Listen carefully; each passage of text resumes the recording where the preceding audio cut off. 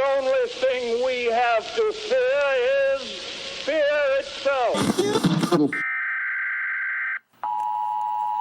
The National Weather Service has issued a severe thunderstorm warning. Welcome to the Common Sense Practical Prepper Podcast, where prepping doesn't have to be complicated or expensive. Coming to you from a well-defended off-grid compound high in the mountains. Coming to you from his Florida room in Richmond, Virginia. Neither off-grid nor well-defended, unless you count as chickens and cats. Here is your host, Keith. Hello again, everybody, and welcome back to the Common Sense Practical Prepper Podcast. My name is Keith, and this is episode 42. Today is April 17th, 2023. It's been about a week and a half since I posted a podcast. Work has been very, very busy. Out of town last week for a few days on business. So here are a few updates. Price of gas here in Richmond has jumped about 8 or 9 cents in the last 4 to 5 days.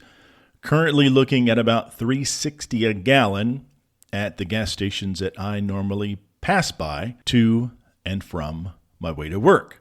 An update on Lefty.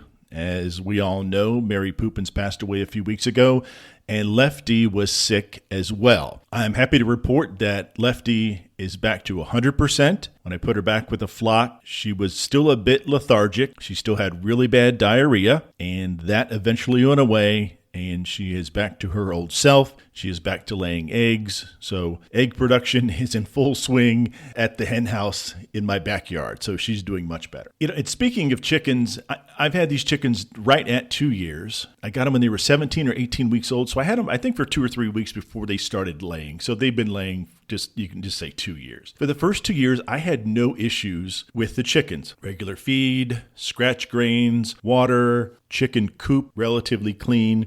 The interior as well as the covered run and then the outside run as well. So as things progressed and I'm like, all right, I know what I'm doing.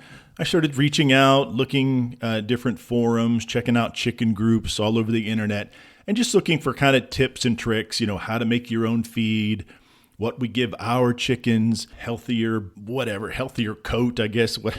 I know I don't really talk about a healthier coat like with a dog or something. So healthier feathers, whatever. I'm like, all right, I'll try some of these things.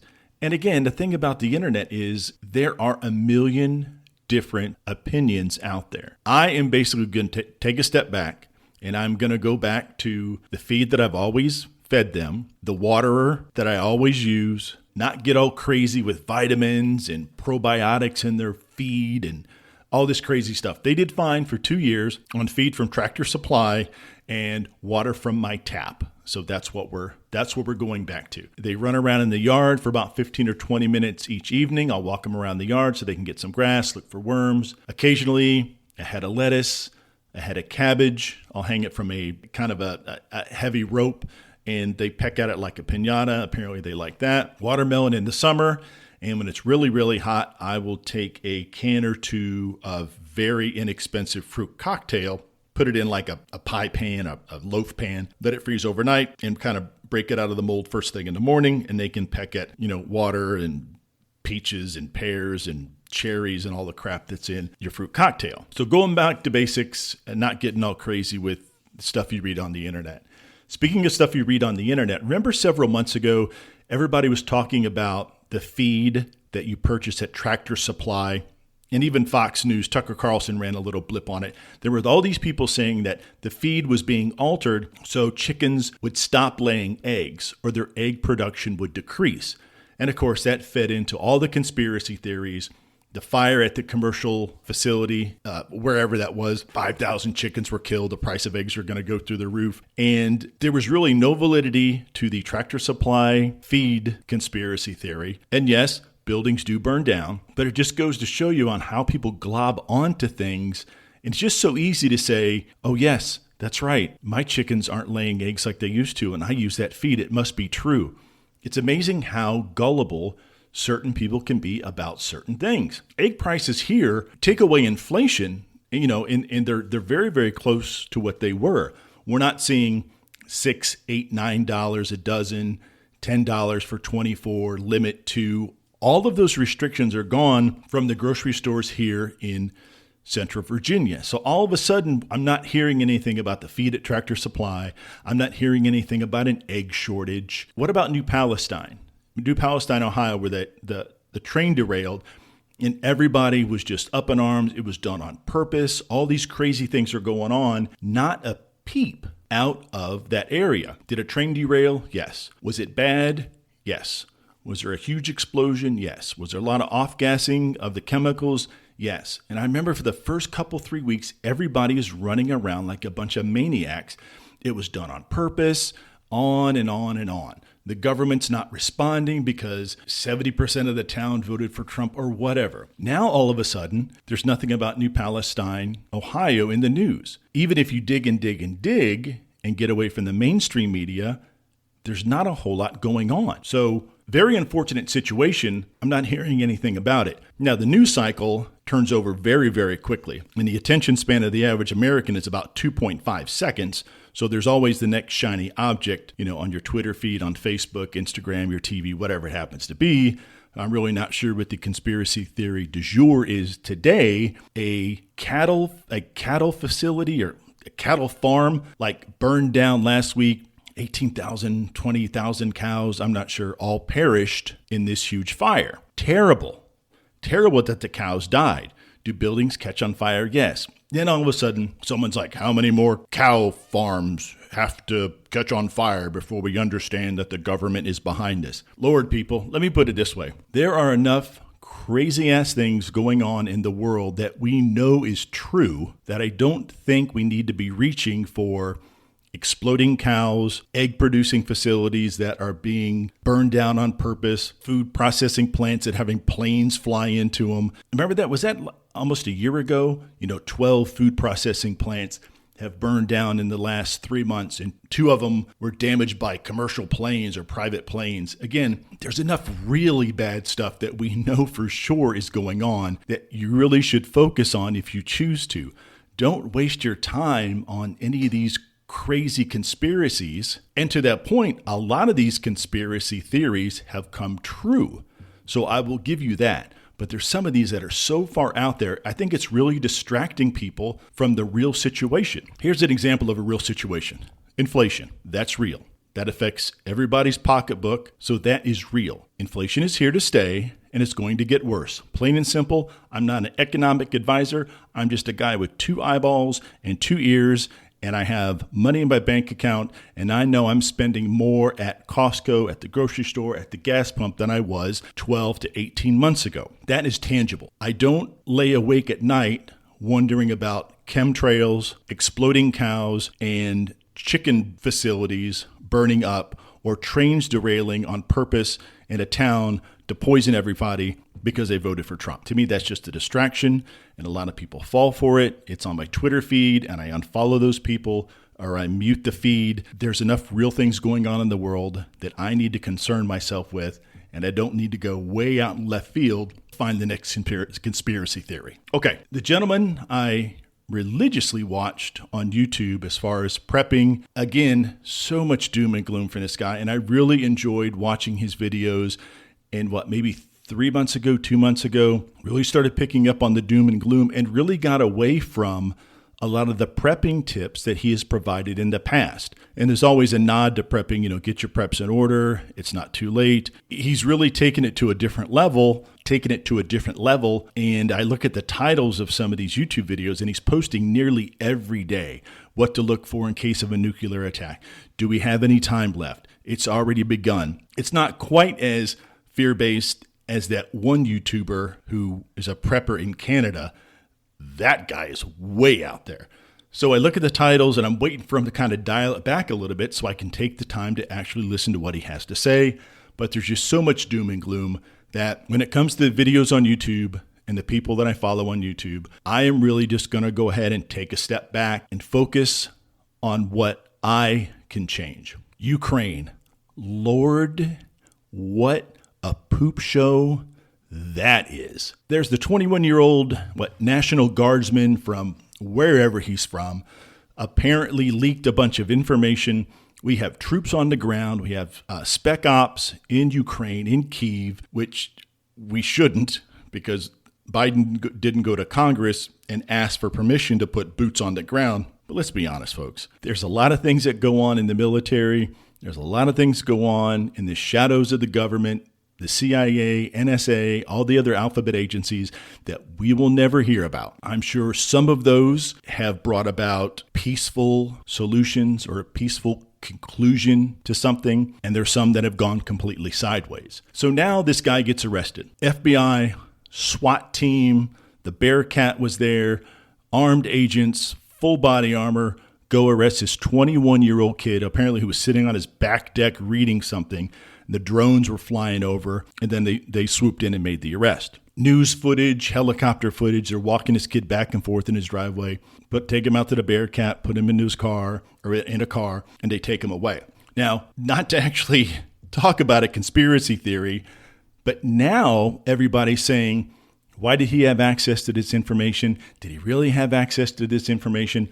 What if this was planted information that they allowed him to remove and then to put out in the public domain as kind of a way to cover the fact that Ukraine is really in trouble and Russia's winning? And I'm just like, can we just settle on the facts that he had information, he shouldn't have done what he did, and he got arrested? If some of these news companies and websites need to fill airtime with red flag and he didn't really do it and somebody made him do it, somebody put him up for it, he's a hero, he's like Snowden and Julian Assange. Look, if that's where you get your kicks, just go ahead and take in this stuff and just running it ragged all the way to the end, then that's on you. And again, sticking to what I know, he is accused, what's that, espionage? So he's accused of espionage or stealing top secret information and putting it out there in the public domain. So he's going to go to prison. He'll go to Leavenworth for a long time and all that stuff. So everybody who's saying he's a Julian Assange, he's Edward Snowden 2.0, knock yourself out. I'm only going to worry about the things that I have control over. Let's talk about silver. Last podcast, I talked about some information, YouTube, reading a bunch of different stories about investing in precious metals.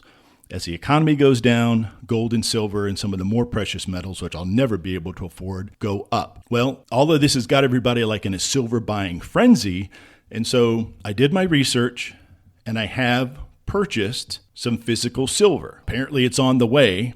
And one thing that kind of, I understand there's a high demand, but when I make payment and then several days later I haven't got my tracking number, I'm like, come on, people, really? You're a reputable company. So I've got the tracking number. Apparently it's en route, sign for it, all this stuff. It's not like it's $1 bajillion worth of silver, but it's just something physical to have. Again, a hedge on inflation, just like my preps are. So who knows? It's not a huge amount. Maybe 5, 10, 15, 20 years from now, it'll be profitable and, to go ahead and sell it back. Again, it's not like I'm going to take like these silver rounds or these, Morgan dollars and like bust them up into little pieces. And I'm going down to like the corner barter mart when society totally, falls to crap and I'm, handing somebody a little slice of silver for a loaf of bread and a flat diet Pepsi or something like that. Again, I'll have this. It'll be in a safe deposit box, wherever I put this silly stuff. And then maybe 5, 10, 20, 30, 50 years from now, my son or whatever can be like, hey, here's that silver crap that my dad bought in 2023. Holy smokes. It's worth, I don't know, $40,000 or whatever it happens to be. So it might be of benefit to him later on down the road. If not, it's a little shiny object that people can talk about, whatever. The solar array has been working great.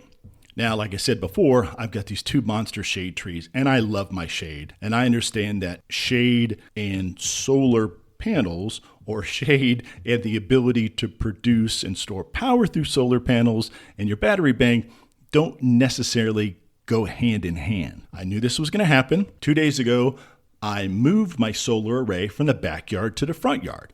Now, it looks like crap, and my neighbors are like, what the hell is in your yard? I'm like, don't you worry about it. I'm making power here. But no, it doesn't look that bad at all. And currently from about 7:45 in the morning on till about 6:45 or 7, I have great exposure to the sun in my front yard.